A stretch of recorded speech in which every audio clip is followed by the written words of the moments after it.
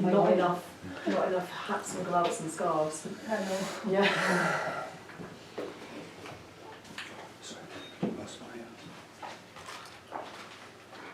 The lighting effects now. Lovely.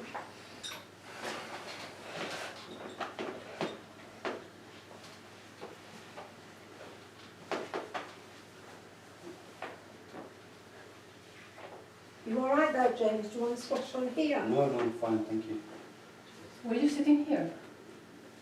Yeah, No, really. Were you? No, but I was, but I'm very happy over here. I was sitting there, but I'm very solid.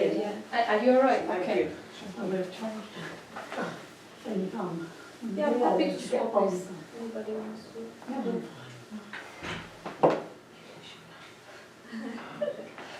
I can't sit anywhere like that. It's too painful.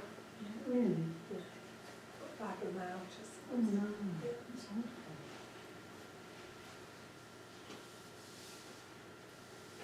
Do you want Tina? She's got an She used to come to Tina's a lot. Tina? You might know, not very good at remembering all the names. So I might know by sight. You've got a glow about you. I've got a halo. No, actually. Have I really gone? Yeah. It looks nice. Do you know what? That won't be great for the video because you won't be able to see your Oh, face. I think it Oh, looks no, nice. that might be a good thing. Actually, it looks. Yeah, that's better. Yeah. Oh, what's Slightly more like that. charming. Yeah, It that's looks. better. Your hair's gone. My halo slipped along. It slipped into around his neck into into noose. oblivion. I'm not feeling the bliss now. Non-existent. Into a noose.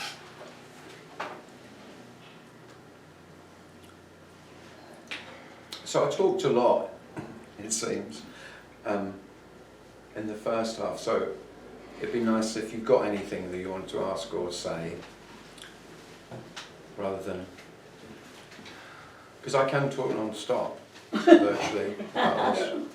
We've never No. noticed. He can swear a lot as well. Yeah, it seems so. I'm going to say something before anyone asks a question. There is a tendency, well, as an almost inevitability, that when you're sitting listening to someone speak, it's just natural that there's a presumption that they have some knowledge or they're in some place that you're not. By the very fact that you say to yourself when you're sitting in the audience, well, I couldn't sit there and talk about that. So he must know something. He must have something. Or, in non-duality, he must have lost something that I haven't lost yet and I'm waiting to lose it. That's really, most non-duality if you've gone through a long seeking process, not many seekers come to this directly. This message is usually the end of the line. You've tried a lot of other shit before you came to this, haven't you? I had, and I'm guessing you would, because this is the end of offering. So you've tried what everyone's got on offer, and they've not filled that chasm, that hole that that not good enough, that incompleteness, however you want to describe the essential sense of meanness, which is that I'm not quite right. There's something missing. I don't know what it is. I can't put my finger on it, but I absolutely know there's something that I'm missing. I'm missing something, and so I'm going to work to find that. And I just want to tell you that there isn't anything to find. That's what you've been missing. You've been missing what is smack bang in your face, unmissable, because it's all there is.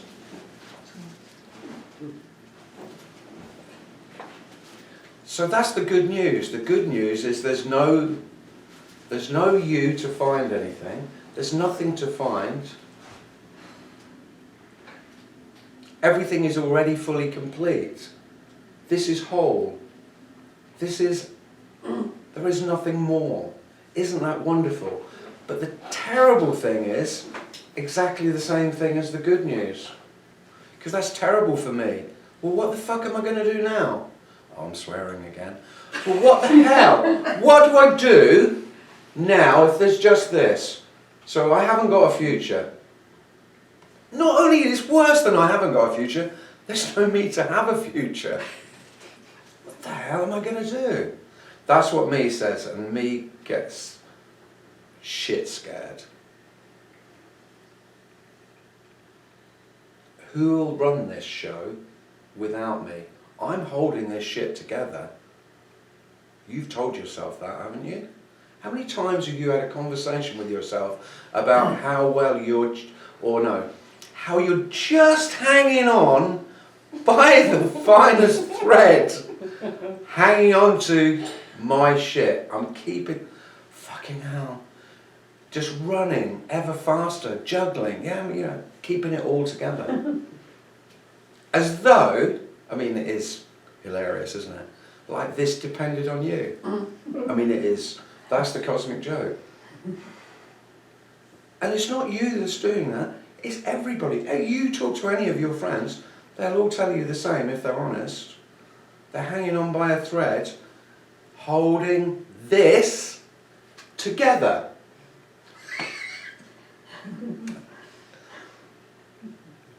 Talk about playing God. And that's my suffering. All of it. Yeah. I mean, the effort. And of course, the constant fear the thread will break. Well, again, some good news and the bad news. Your only hope is the thread breaking. Because then it might be obvious that you were completely and utterly irrelevant. This couldn't give a shit about you because you never were. There's nothing, you are not doing any of it.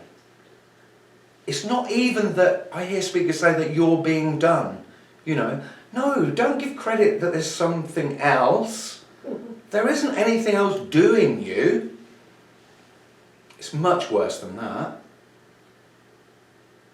It's just this. Only this. Only. Nothing more.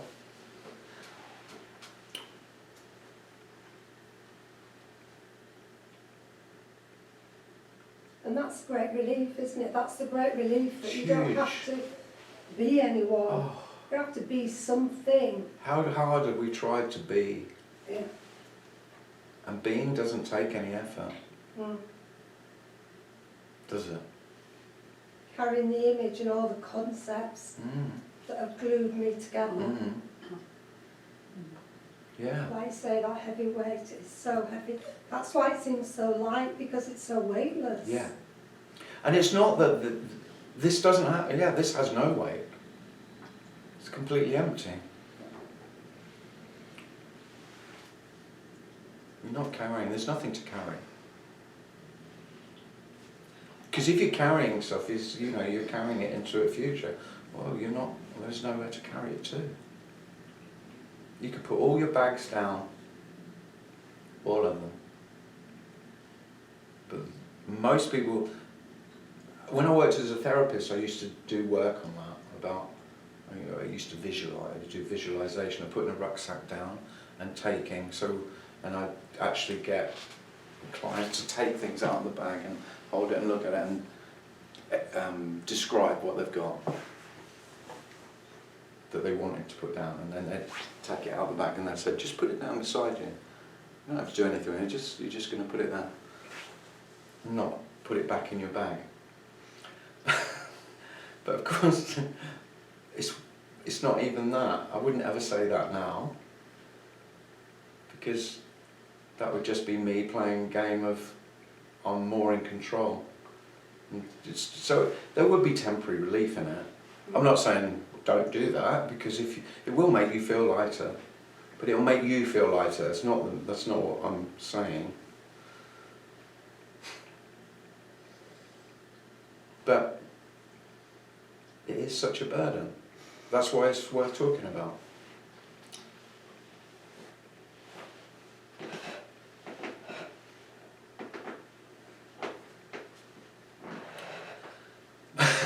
But I'm not, there's not a know me sitting here. It's not, because I did that, because I remember I was waiting to be know me. Like, when I know me, then I'll know, won't I? I'll know what it's like just to be pure being. Oh, that sounds good. Pure being. Well, just another carrot for you to chase. Wouldn't me want to be pure being? Because then I'd be me, now being pure being me. Pretty special. No. How superior does me feel now? And of course, above all, because I feel so small, because remember, your sense of self came from when you were 2, how insignificant were you? How have you striven? Your whole, if you told your life story, it would be how you've, not only how you've striven to keep yourself safe and to avoid disaster, and to be a good girl or a good boy, but also to be special. Oh, me so wants to be special. I'm not going to be a fucking nobody like the rest of you lot. And actually, even if you're portraying your ordinariness and your unworthiness, I know so many selves who have made that into their specialness, don't you? How many people do you know, they are the worst, they are the saddest, they are the most unworthy? Well, me will take that all day long. I'm special, aren't I? You talk to a lot of selves about their story, and they've made their story special by being a really terrible story. The best terrible story. Why am I special? Well, I've had a crapper life than anyone else I know. Well, look, and me will take that all day. Me isn't interested in positivity, you know, it will take negative just as, because that it's only about existing. I need to feel real. And of course, my story being a bad story, a terrible story, a painful story, that's manna from heaven for me to take that on, because that makes me feel very real. And what I fear most is getting a glimpse of my own non-existence. When I say non-existence, I've had a few people not happy with that. I don't know why, but I've had a few people really pissy about non-existence. Like, of course, you know, it's just that there's no me. It's not that there's non-existence. Well, when I say non-existence, that's what I mean. Exist means separate from. Existence is each thing having its own existence. That's what I mean when I think. But of course, words, semantics are tricky, because you may not think of that when I say non-existence. If I say something exists, what I'm meaning is its separateness. It's existential, so it's separate from. That's what existential means. Exit means separate, move away from, move apart from. So it means you're apart. And of course, the whole message is there is nothing to be apart. There are no parts. This has not got any parts. Only the ones that you're saying. You're creating all the parts.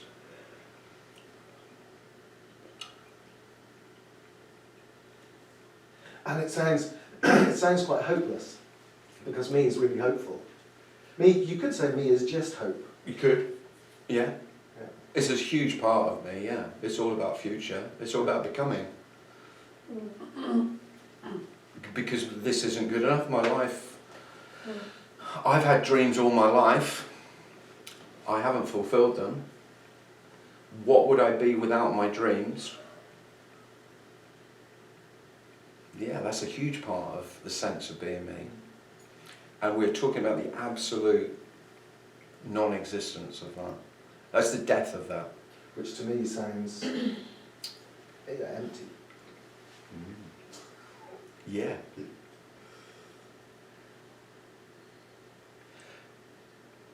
But you see, the absence of hope is not hopeless. That's what me hears.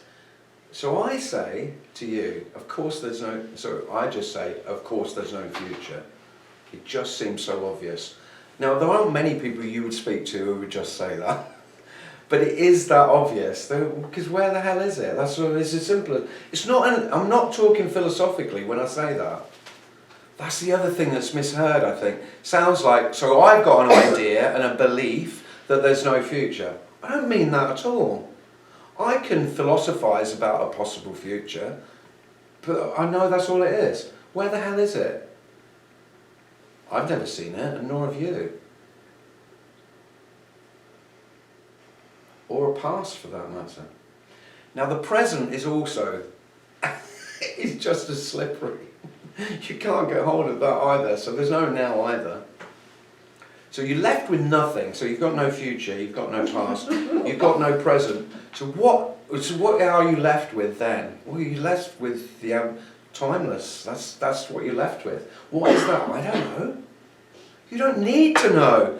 This is the message. You don't need to know how this is for it to be how it is, do you? You just don't need to know anything about this for this to be exactly how it is. There is no learning required. There's no knowledge required. There's no understanding required. This has no requirements at all. That's why it feels like love. Because it's the absence of all conditions. All the conditions are only the conditions you've put on it. Me makes all the conditions. And all the other me's who make the conditions for your me. But it's just me, isn't it? There's only one me. Everyone's idea of me is meing. And it's just not true. It's making life outrageously complicated when it's ridiculously simple. You're the complication. You're the spanner in the works. You're fucking it up. And who are you fucking it up for? Yourself. I wasn't going to swear second half. Got excited there. You were a bit restrained. Somebody should bleep that. That would be really funny. It was so many. Oh, could you do that? Or a little speech bubble with oops. Have you got a horn, Karen?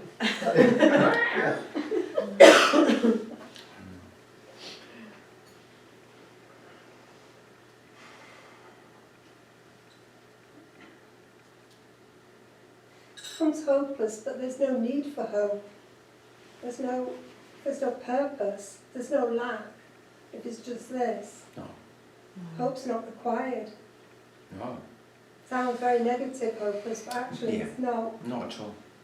Well, the absence of hope is not hopeless, because hopeless exists because of hope. When hope goes, of course, hopeless goes with it. They only exist in opposites. All duality, that's what we're talking about. Everything just falls into its opposite.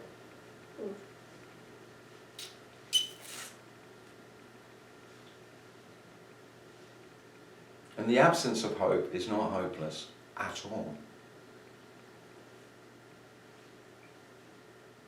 Because hopeless, as me would use the word, means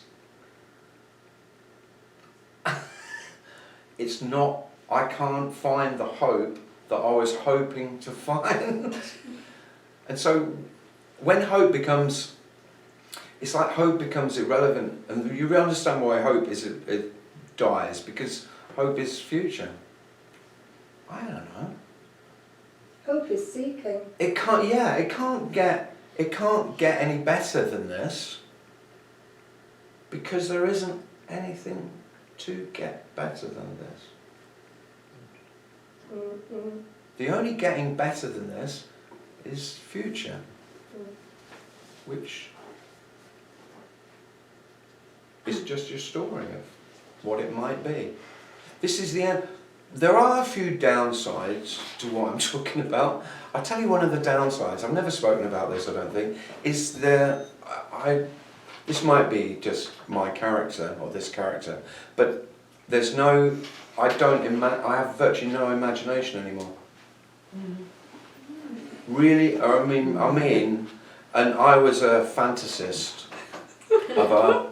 on a grand scale, I would say. I'm very imaginative. I remember as a small child, all I did was play imaginative play, just forever. Fantasy games. I love sci-fi as a teenager. Alternate universes, other worlds. I'm not joking. It's so dead. It's not. And I realised that I spent a lot of time imagining, daydreaming, we would call it. But all it is it's escaping, really. Escapism. And that's dead. And because there was a lot of that, that's one of the reasons I think there's so much peace, is because there's so much space without that. So if you take away anxiety about tomorrow, if you take away fears about tomorrow, if you take about regret of the past, you take away guilt of the past, you take away blame. Well, let's just take those 5. You think how many thoughts a day are in one of those orders. Life is so spacious, it's just full of, well, you don't know what's full of, it's just empty. And that, to me, to the self, sounds dreadful. Because me loves all that stuff. That's who I am. You know, I identify with all of that. I like my neuroses. I do, I love them. Me loves this neurosis. That's who I am. You cuddle those like pets you really want to put down, but you can't. You know, all your neurosis. There's like a cat that shits on your carpet, but you can't help it. You want to get rid of it.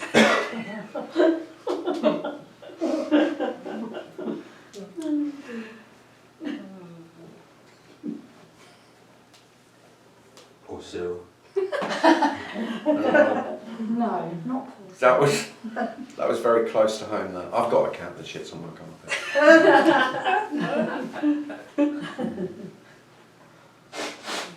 He is pretty close. He's close to termination.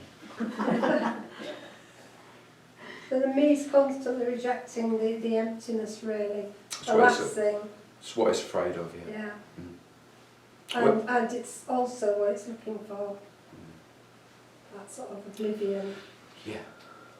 But I guess it can only reject it because it can't accept the emptiness. No.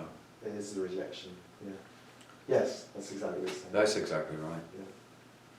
Because the glimpses of emptiness, as I remember those glimpses, as you call them, people call them awakening experiences, whatever you want to call them, the absence of self.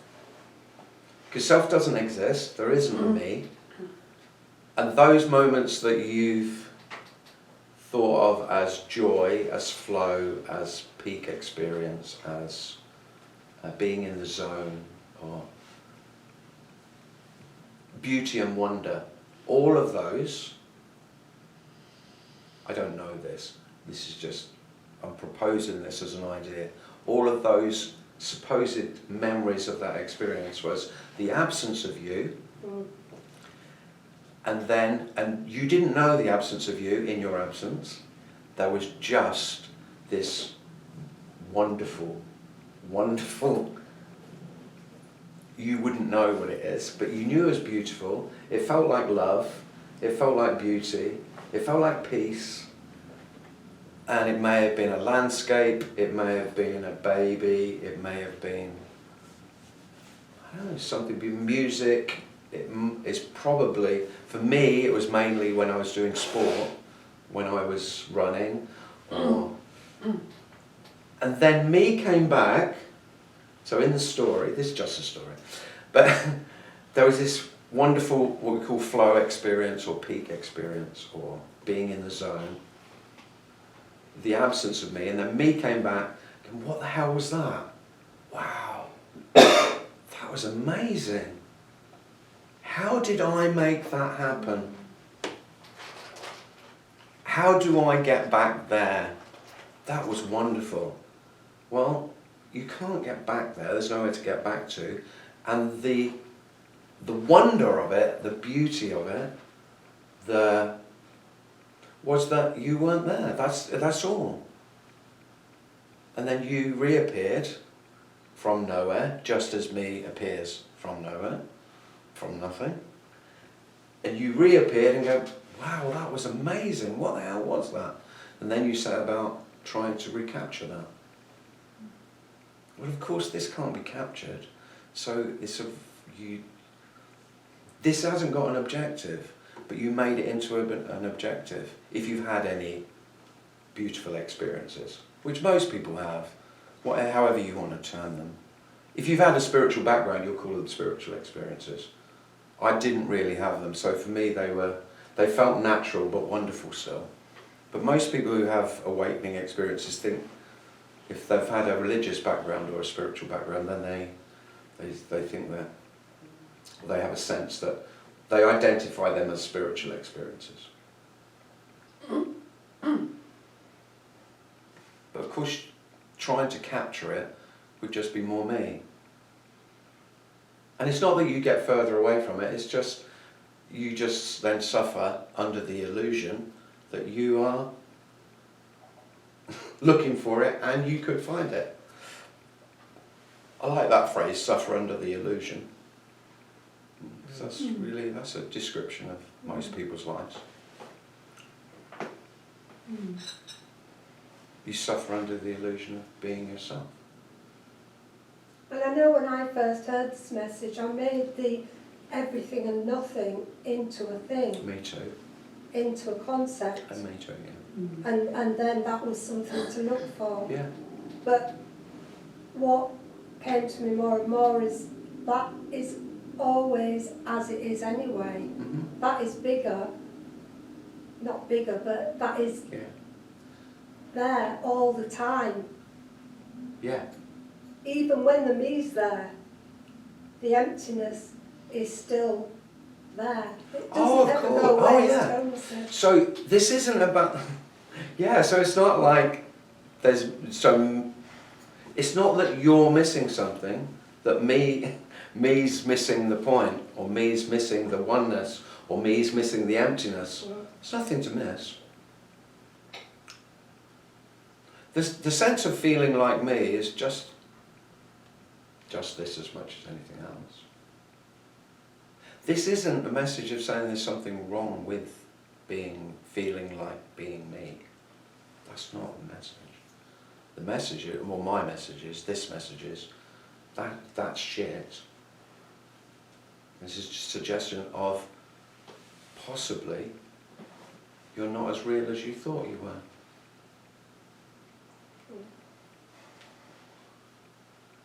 I think it's just the message is just about questioning. It's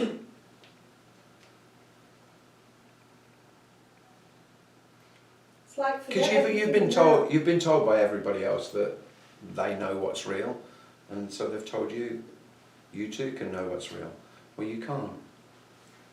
This isn't a message. This is that I'm saying. There is no knowing what's real and unreal, because there is no real and unreal. They're one and the same. There isn't, and they're not even one. there's no real and unreal, and there's both, and everything is both. You're not going anywhere with any of that, are you? Try working that out. And I don't say that to be, to be a clever. Oh, I nearly said the C-bomb there. It was right on the tip of my tongue. But I'm not saying that to be, because I've been accused of just, oh yeah, you think you're a clever. See you next Tuesday. But I don't, it's not that at all. It's just that the not knowing is so beautiful. I would wish it. Honestly, I wish this for all humanity. Oh. I do. I know there isn't all humanity. Don't you give me that sentimental bollocks either. No, I do. Why wouldn't you? You don't forget suffering. Just because you, for me, it's just the pure compassion. And I do love the sound of my own voice. There's that as well. Turns you on. No, but I can't not talk about it. You just can't do it. The difficult thing is I can't do anything else. Everything else stopped. But it is compassion, yeah. I haven't forgotten how shit it is to be me. And I do think I hear some people speak about this, and it seems as though, have you forgotten how shit it was to be you? I want to ask them. Have you forgotten? It's shit, isn't it? So if Van Gogh suddenly became non-dualistic, would he have continued painting? Does art, which comes... Now that's a good question, because me's very afraid of course, well, I'm going to lose, how much is there to lose if I lose myself? I'll lose it all. Yeah, you would. You would lose everything that you've taken to be yours. Everything. There will be you can't get to keep anything at all. But that's only as it is. Because the illusion is that you've got shit, you've got stuff.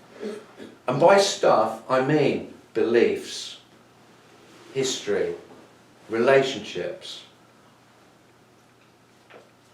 success, failure, guilt, responsibility. All the things that you hold dear. By the way, you hold all the negative things just as dear as you do the negative.